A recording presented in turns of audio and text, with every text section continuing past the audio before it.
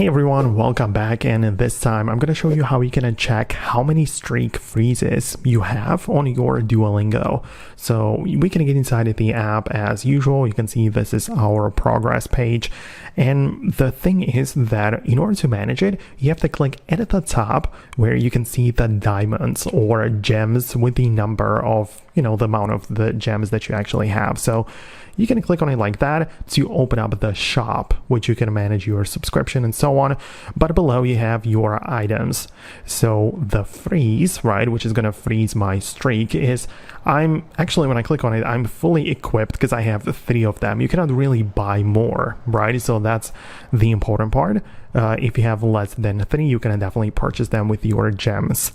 However, if you scroll to the right, you can also find the shield, which is actually very interesting. It is more expensive within the game or within the app because it costs 3,000 for me, but it's gonna hold the streak for 7 days. So it's not just a freeze, it is a shield, right? That's how they name it. So you can see I'm not currently equipped with it. I have it 0 times, so you can see it below 0x.